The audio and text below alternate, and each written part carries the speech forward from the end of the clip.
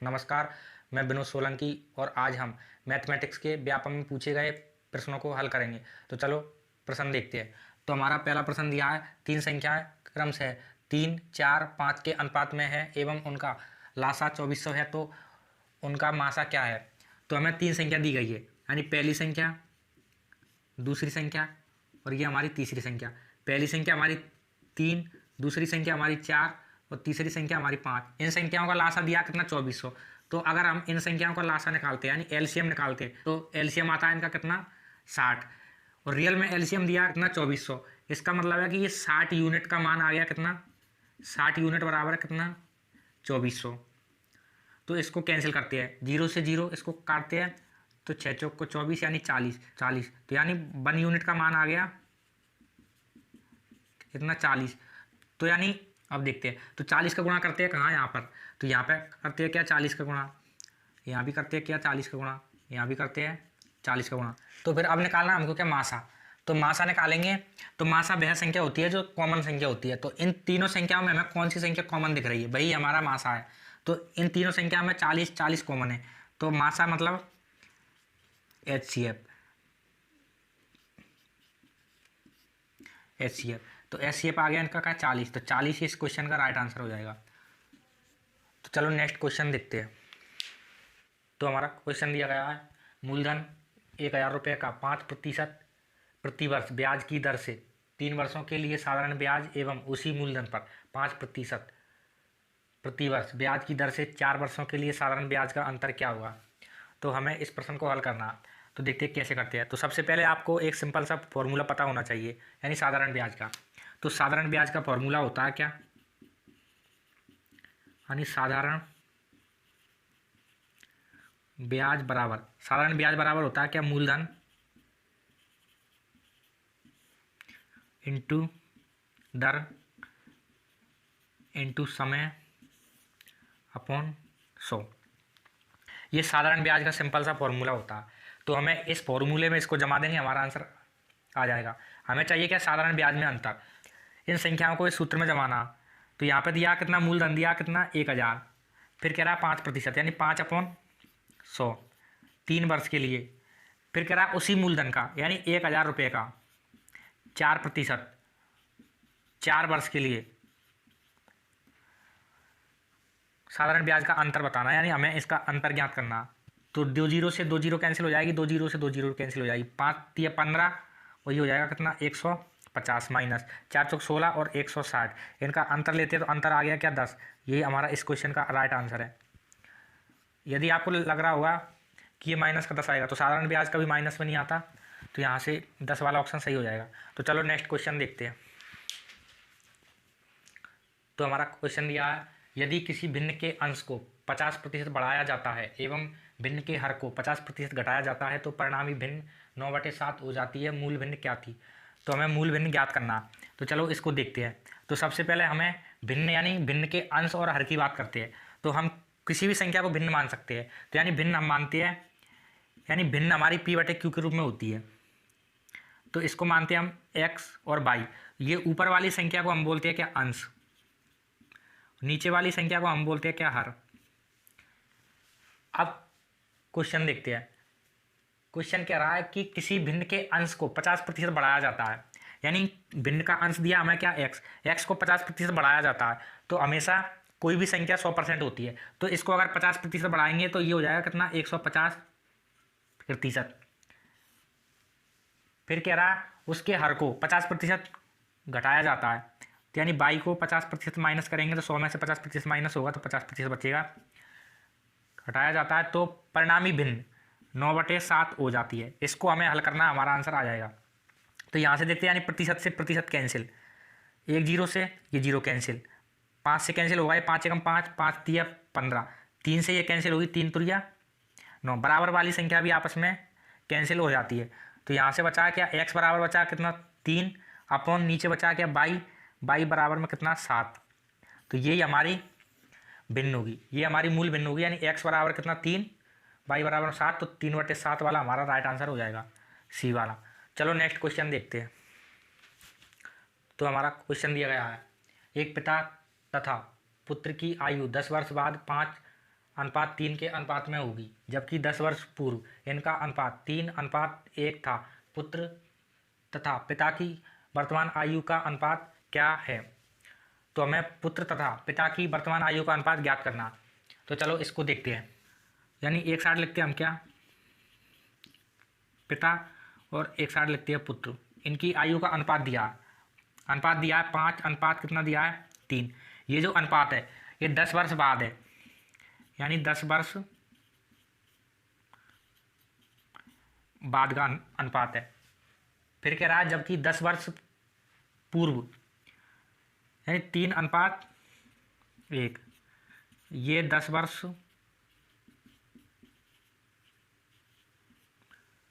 पूर्व, ये 10 वर्ष पूर्व का अनुपात है 3:1।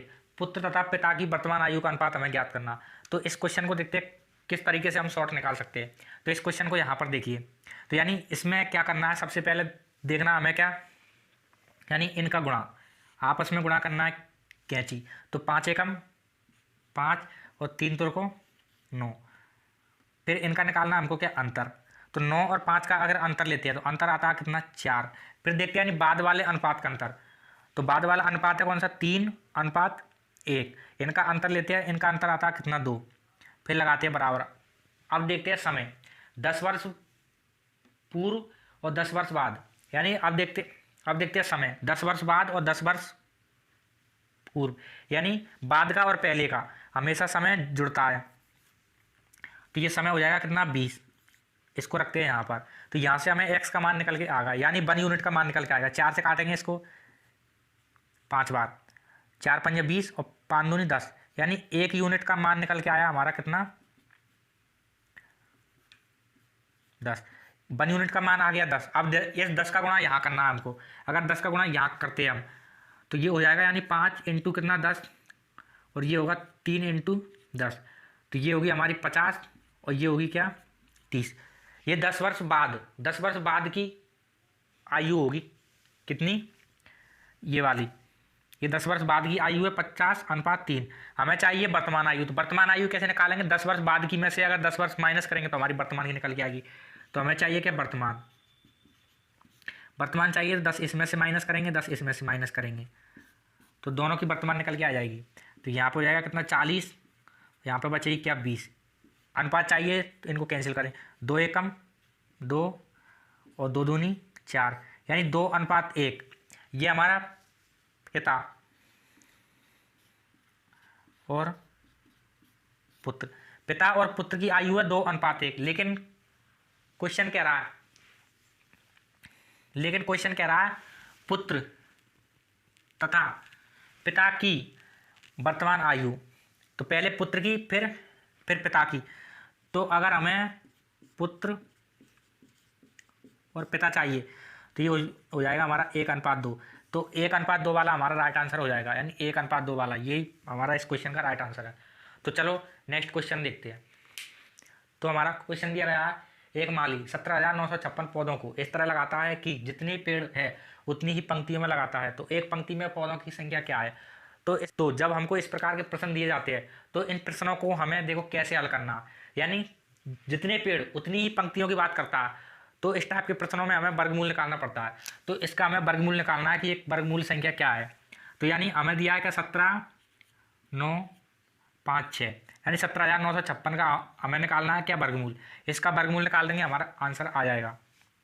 तो हमें एक पंक्ति में पौधों की संख्या ज्ञात करनी है। तो यानी इसका वर्गमूल कैसे निकालते हैं, तो इसका वर्गमूल निकालने के लिए हमें एक चीज़ की ज़रूरत पड़ती है, यानी हमें 1 से 10 तक के वर्ग याद होना चाहिए। तो हमें पता है कि 1 का वर्ग होता है क्या, 1, 2 का वर्ग 4, 3 का वर्ग होता है 9, 4 का वर्ग होता है 16, 5 का वर्ग 25, 6 का 36, 7 का वर्ग होता है 49, 8 का वर्ग होता है 64, 9 का वर्ग होता है 81, 10 का वर्ग होता है 100। अब हमें ये देखना है कि 6 किसके वर्ग के अंत में आया है। तो एक तो 6 हमारा यहाँ पर आया, एक 6 हमारा आया यहाँ पर, एक तो 4 के वर्ग में आया कितना, 6, और 6 के वर्ग में आया कितना, 6।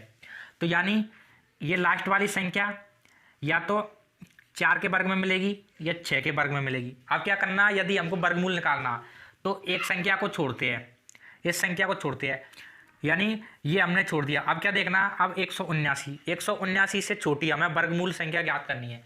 तो 179 से छोटी वर्गमूल संख्या रहती है कौन सी, 169, जो कि 13 का वर्ग है। तो यहाँ पर यही संख्या लेते हैं कौन सी, 13, यानी इसके जो करीब होगी वही संख्या हमें लेती है। अब देखते हैं हम, अब या तो हमारा आंसर होगा 13 4 यानी 134, या हमारा आंसर होगा 136। इन दोनों में से हमारा एक आंसर है, दोनों ही ऑप्शन दिए गए हैं। तो अब क्या करना है, अब देखना हमें वह संख्या देखनी है, यानी इन दोनों के बीच में कौन सी संख्या आती है। इन दोनों के बीच में आती है कितनी, 135। 135 का वर्ग निकालेंगे तो देखो कैसे निकालते हैं। तो सबसे पहले लेते हैं हम क्या, 135 अगर दिया तो यानी अंतिम संख्या का वर्ग निकाल लेंगे। अंतिम संख्या का वर्ग आता है कितना, 25। अब आगे वाली संख्या जितनी भी दी हो, या 1 अंक की हो 2 अंक की हो, तो इसमें करना 1 अंक बढ़ा के गुणा, यानी ये करना है 14, इसका गुणा कर देंगे, इसका वर्ग निकल के आ जाएगा। तो 14 × 42 की 2, हासिल की 4, 14 एकम 14, तो 14 और 4 होती है कितनी, 18, 182। तो 182 को रखते हैं हम कहाँ पर, यहाँ पर। अब हमें ये देखना कि ये 18,225 से अगर ये ज़्यादा है ये वाली संख्या, तो हमारा ऑप्शन ज़्यादा वाला होगा। अगर 18,225 से ये संख्या कम है तो हमारा आंसर हमेशा कम वाला होगा। तो ये 18,225 से क्या है, कम, तो हमारा आंसर होगा क्या, 134। इस क्वेश्चन का राइट आंसर हो जाएगा। तो 134 को हम टिक लगा देंगे। तो चलो नेक्स्ट क्वेश्चन देखते हैं।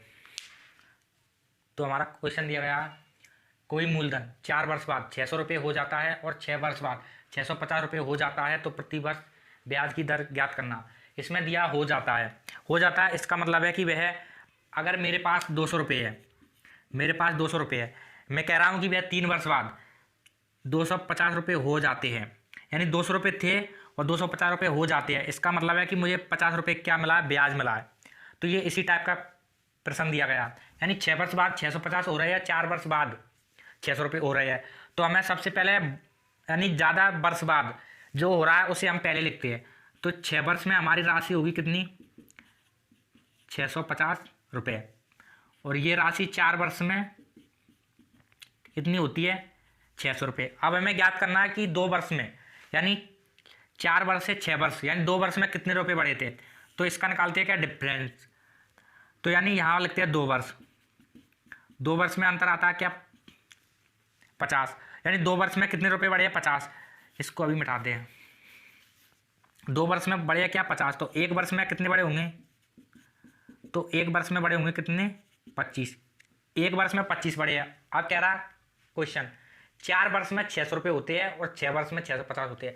अगर 1 वर्ष में 25 बड़े हैं तो 4 वर्ष में कितने रुपये बड़े होंगे, तो 4 वर्ष में बड़े होंगे कितने, 100 रुपये। 100 रुपये बड़े होंगे। तो इसका मतलब है कि ये क्या दिया है, मिश्रधन। मिश्रधन दिया, तो 600 में से अगर हम 100 रुपये माइनस करते हैं तो हमारा 500 रुपये आता है क्या, मूलधन। मूलधन, अगर क्वेश्चन कहता कि मूलधन ज्ञात कीजिए तो हम मूलधन तो निकाल देते, मूलधन कितना आया, 500 रुपये। लेकिन वह कह रहा है प्रति वर्ष ब्याज की दर क्या है। तो यानी क्वेश्चन में ब्याज मिल रहा है 1 वर्ष में कितना, 25 रुपये। अगर 1 वर्ष में 25 मिल रहा है, कितने रुपये पर मिलता है, ये 500 रुपये पर मिलता है, क्योंकि मूलधन कितना है, 500 रुपये। तो 500 रुपये पर 1 वर्ष में मिल रहा है कितना, 25 रुपये। हमें चाहिए क्या, प्रति वर्ष ब्याज की दर। तो इसको करते हैं आउट ऑफ 100, 100% का करते हैं क्या, इसमें गुणा। 00 से 00 कैंसिल, 5 से इसको कैंसिल करते हैं तो ये होगा 5 25।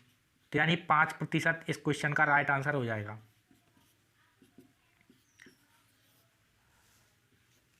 तो ए वाला सही है। तो चलो नेक्स्ट क्वेश्चन देखते हैं।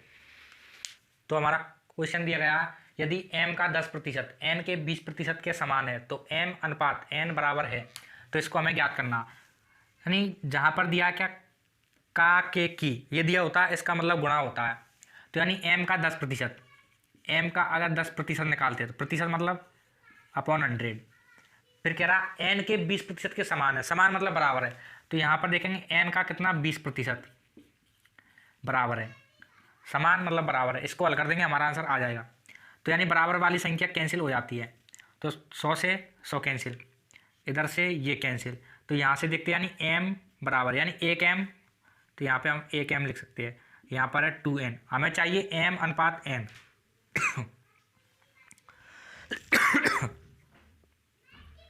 तो यहाँ से देखते हैं यानी m बराबर आ गया कितना, m के बराबर में 2 और n के बराबर में 1, n बराबर में 1। तो यहाँ से अगर हम अनुपात निकालते हैं तो m अनुपात n, तो m का मान आ गया कितना 2 अनुपात 1, तो 2 अनुपात 1 वाला हमारा राइट आंसर हो जाएगा, 2 अनुपात 1 ऑप्शन बी। चलो नेक्स्ट क्वेश्चन देखते हैं। तो हमारा क्वेश्चन दिया गया है, एक व्यक्ति अपनी यात्रा को 10 घंटे में पूरा करता है, आधी दूरी को वह 21 किलोमीटर प्रति घंटा से तथा शेष दूरी को 24 किलोमीटर प्रति घंटा की गति से तय करता है, तय की गई कुल दूरी ज्ञात करनी है। तो सबसे पहले हमको दूरी और चाल वाले सूत्र याद होने चाहिए, तो सूत्र देख लेते हैं पहले। तो सूत्र होता है क्या, चाल बराबर होता है क्या, दूरी बटे समय। अगर हमको चाहिए क्या समय, तो समय बराबर होता है दूरी अपॉन चाल। अगर दूरी चाहिए, दूरी बराबर होती है, अगर दूरी चाहिए तो चाल इंटू समय, दूरी बराबर होती है चाल इंटू समय। अब हम हमारे प्रश्न को हल करते हैं। एक व्यक्ति अपनी यात्रा को 10 घंटे में पूरा करता है, तो यानी ये हमारा बिंदु है, यहाँ से लेकर यहाँ तक एक व्यक्ति है, वह यहाँ से और यहाँ तक पहुँचना चाहता है। उस यात्रा में उसको पूरा 10 घंटे लगते हैं, यानी इसमें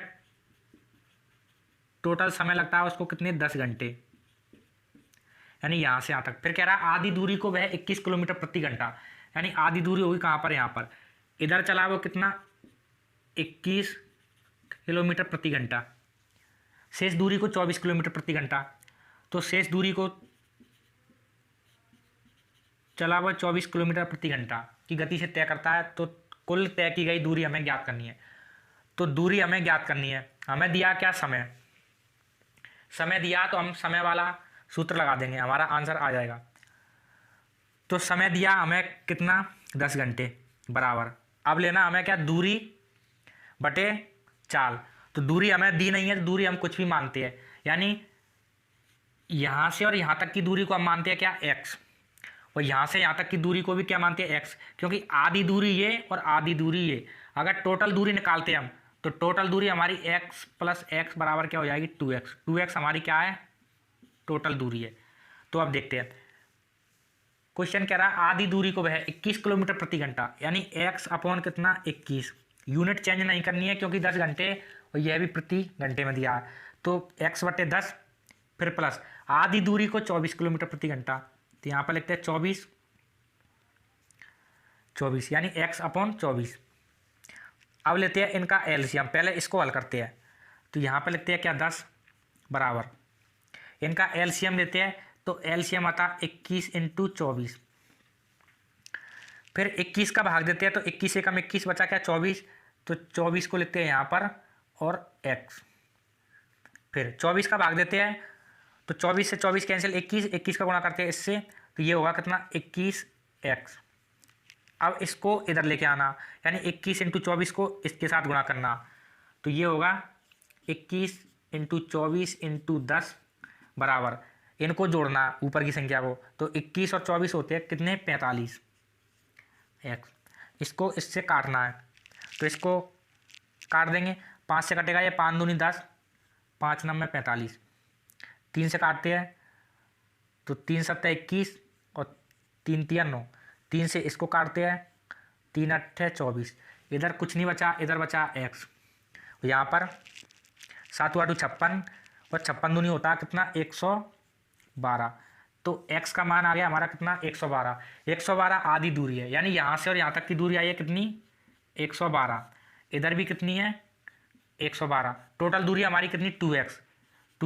तो x की जगह हमारा क्या रखना, 112, तो 112 इसका गुणा करते हैं तो ये होती है कितनी, 224 किलोमीटर। यही हमारा इस क्वेश्चन का राइट आंसर हो जाएगा। तो 224 वाला ऑप्शन सही है। चलो नेक्स्ट क्वेश्चन देखते हैं। तो हमारा क्वेश्चन दिया गया 100 आदमी 100 काम को 100 दिन में करते हैं, तो एक आदमी एक काम को कितने दिन में पूरा करेगा। ये सवाल हमारा MDH फॉर्मूला बेस आधारित है। यदि आपने हमारा MDH फॉर्मूला बेस क्लास नहीं देखी है तो आप प्लेलिस्ट से जाके कार्य और समय वाले प्रश्न में उनको देख सकते हैं। तो चलो क्वेश्चन स्टार्ट करते हैं। 100 आदमी यानी 100 आदमी 100 काम को, यानी इनका जो काम होता है, काम हमेशा नीचे आता है। कितना काम है? 100 काम, और दिन और सब कुछ ऊपर आता है। 100 आदमी 100 काम को 100 दिन में पूरा करते हैं। तो एक आदमी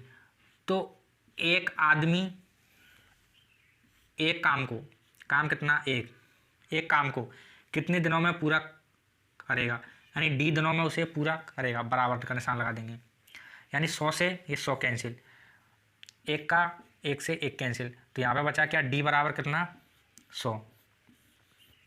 तो 100 दिनों में पूरा करेगा, तो हमारा राइट आंसर हो जाएगा C वाला 100 दिन। तो चलो नेक्स्ट क्वेश्चन देखते हैं। तो हमारा क्वेश्चन दिया गया है, एक आयताकार मैदान की लंबाई और चौड़ाई का अनुपात क्रमशः 5:3 है। यदि मैदान की परिमाप 192 मीटर है तो उस मैदान की लंबाई और चौड़ाई के बीच का अंतर हमें ज्ञात करना। तो सबसे पहले हमको देखना है कि आयत होता क्या है। तो आयत वह होता है जिसकी आमने सामने की भुजा बराबर होती है, उसको हम आयत कहते हैं। लेकिन वर्ग की भी आमने सामने की भुजा बराबर होती है, तो इसलिए हमें आयत का चित्र देखना पड़ेगा। तो आयत का चित्र होता है इस टाइप का, यानी ये हमारा क्या? आयत। वर्ग की चारों भुजाएं समान होती है, आयत की चारों भुजाएं समान नहीं होती है। आमने सामने की भुजा क्या होती है? बराबर होती है। इसको कहते हैं हम आयत। उसकी लंबाई और चौड़ाई के बीच अनुपात दिया है, तो ये हो जाएगी उसकी क्या? लंबाई, और ये उसकी चौड़ाई। तो अनुपात दिया है क्या? 5:3। तो अनुपात में दिया है, तो अनुपात में संख्या कंप्लीट नहीं होती, इसलिए क्या लगाते हैं? एक्स लगा देते हैं। तो ये हमारा हो गया आयत। तो अब देखते हैं, अब हमें इसका परिमाप दिया है, तो इसका परिमाप होता है क्या? परिमाप बराबर 2 कोष्टक में लंबाई और प्लस के चौड़ाई। तो ये इसके परिमाप का क्या हो गया? सूत्र, यानी 2 कोष्टक में लंबाई प्लस चौड़ाई। ये 2 क्यों आया? यानी एक लंबाई यहाँ की और एक लंबाई कहाँ की? यहाँ की, और 2 चौड़ाई, एक चौड़ाई यहाँ की, एक चौड़ाई यहाँ की, इसलिए 2 कॉमन आ गया। तो लंबाई प्लस के चौड़ाई। तो अब देखते हैं, हमें लंबाई भी दी है, चौड़ाई भी दी है, और परिमाप भी दिया। इसका परिमाप दिया 192 मीटर बराबर 2 कोष्टक में लंबाई प्लस चौड़ाई। तो 5x प्लस 3x, यानी 5x प्लस के 3x। तो ये होगा यहाँ से क्या? 8x इंटू कोष्टक संख्या 12 आ गई, तो इंटू बराबर 2, ये होगा 192। इसको करते हैं कैंसिल, तो 8 से करते हैं 8 एकम 8।